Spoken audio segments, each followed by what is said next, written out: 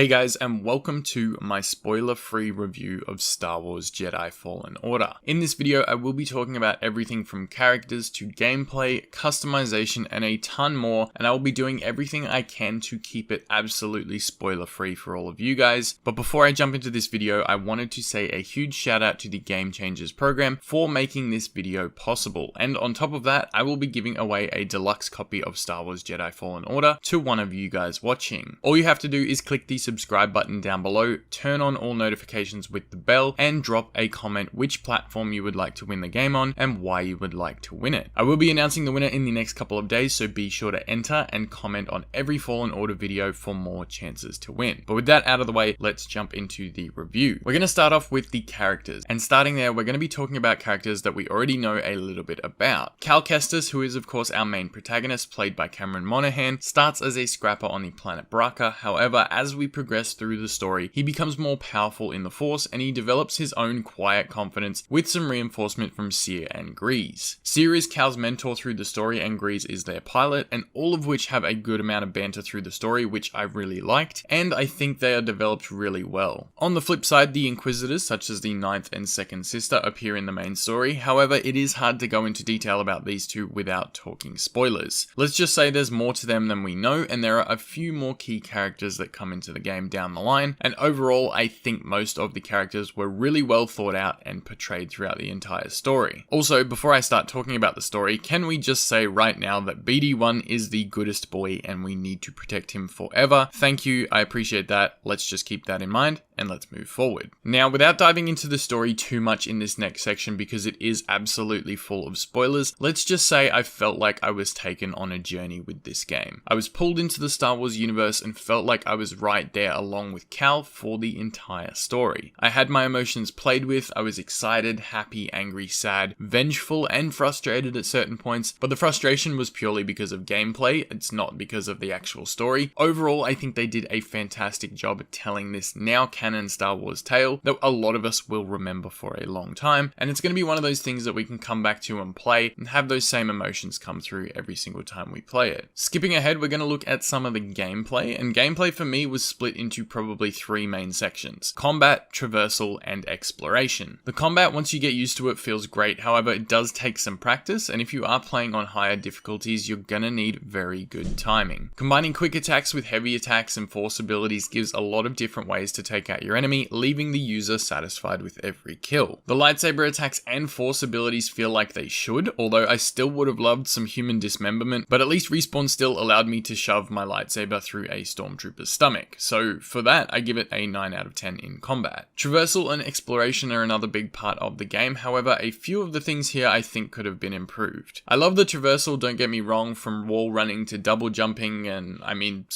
Jedi flipping, to climbing walls and swinging on ropes. It adds a really fun dimension to the game. However, this does take up a large part of your playtime, and the one thing that frustrated me was the holo map. I found the holo map extremely hard to look at, especially when multiple levels came into place on a certain planet. The projection of your path was often unclear and hard to define, so it would have been nice to have that tidied up a little bit. The other thing I wasn't a fan of was having large sliding parts on the map that took you really far away from your main objective, specifically on Dathomir, and if you wanted to get back to the main part, it took a lot of navigating and sort of traversing backwards, and it just took a whole bunch of time up. So for that, I think it could have been improved a little bit. On top of this, getting back to your ship after completing a planet almost took longer than the main story in some cases, which only made it more difficult because of the hard to read holo map. So overall, I give this section probably like a 6 out of 10. It would have been better if the holo map was easier to read, but I just think that could have been improved and made it much more easy for the players that aren't used to these sort of games. People that come over from multiplayer games that because they're a Star Wars universe fan, they jump into this and they can't really do it because they're not used to this kind of thing. So that could have been improved a little bit, but overall it was still pretty decent. Getting into map design now, after discussing my issues with the holo map, I think the actual map design itself is where Respawn did a pretty good job. Keeping in mind they're using the Unreal Engine, it's never going to look as good as Battlefront 2 that uses Frostbite, but the maps in Fallen Order do a good job of bringing us both new and existing locations locations with great designs. Classic planets like Kashyyyk were reimagined in ways we hadn't seen before, and new planets like Bogano, Zepho, and a few others which I'll let you guys discover for yourselves really are well made. So the map design I give an 8 out of 10. Moving away from map design though, let's talk about some of the creatures you're going to face. Jedi Fallen Order is host to a whole bunch of new creatures and enemies to fight, some of which we have seen in the likes of the Clone Wars, and some that are bound to planets in this story. But let's just say you won't be fighting the same bunch of stormtroopers every 5 minutes. You'll be fighting everything from bugs to trolls to stormtroopers to the most terrifying creature in all of Fallen Order, the Ogdo Bogdo.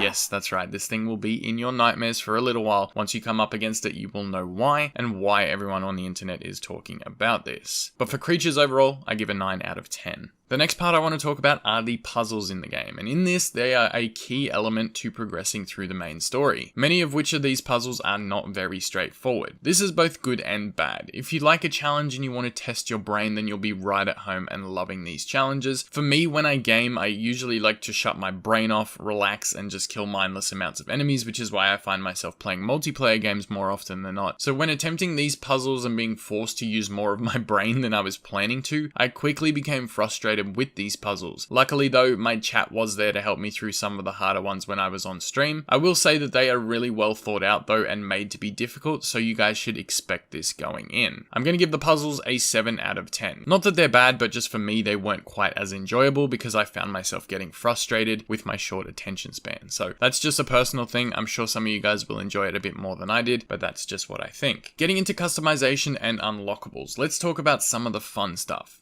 Customization options include Cal's outfit, BD1, your ship the Stinger Mantis, and of course your lightsaber. These skins can be found by exploring the map and finding them in hidden chests, and in terms of your lightsaber, multiple parts of the hilt can be customized as well as the color. Now I won't spoil too many of the lightsaber options because I want you guys to find that out for yourself. However, make sure to check the workbenches around Kashyyyk and Dathomir early on in the game for a hidden surprise. Other unlockables include upgrades for BD1 like more health stims that are going to help in combat later on. You'll also find sense echoes around the map that give experience points as well as giving you extra health and force boosts if you do find the big ones. So make sure you check all of those out to get more experience to level yourself up. The second last point is going to be exploration. And as far as exploration goes, a lot of you have asked me how much there is to do after the main story. Well, the maps have a lot of possible routes for exploration. And to find all of the unlockables, you're going to need to do so. Personally, most of the planets are around 65% discovered for me after finishing the whole of the main story, and I still have a ton of secrets and unlockables to find, which I am still working on. So yes, there is more to do after the main missions. Now, the final thing I want to talk about is your skill tree and the upgrading of your abilities. There are a lot of cool things on here, and there are going to be a lot of things on here that help you. Things like upgrading your health and your force, as well as giving you new combat options and new force abilities, and then also improving those combat options and force abilities. These are some of the things you want to look at and really think about when you're leveling up your character. If you don't plan on farming the experience and just maxing out everything, you just want to get through the story, you're going to have to choose wisely. Me personally, I upgraded my health and my force, as well as gave myself a couple of cool combat and force abilities, but I didn't really extend out on them too much, and I found that I was struggling a little bit more towards the end of the game when you have to take on some of the bigger boss battles. So plan on farming a little bit, I think, to get more of your skill tree filled out, and that's going to help you guys going into the end of the game. I think it's a really cool skill tree. They give you a lot of options for combat, and I really loved it. I liked leveling it up and testing out the new options, and when you get to force pull someone and stab them through the stomach, that's probably one of the most satisfying abilities that is on there, so make sure you guys check that one out too. Overall, I was so happy with how Jedi Fallen Order turned out. The main story had me feeling like a little kid again, experiencing great Star Wars for the first time, and the characters were so well developed throughout it, it was just a joy to play. I had levels of excitement through the roof at certain points in the story, and I found myself improving in combat with every single fight. So for someone who mainly plays shooters, it was nice to get a single player game and enjoy almost every minute of it. So I definitely recommend anyone who hasn't got this game yet to pick it up.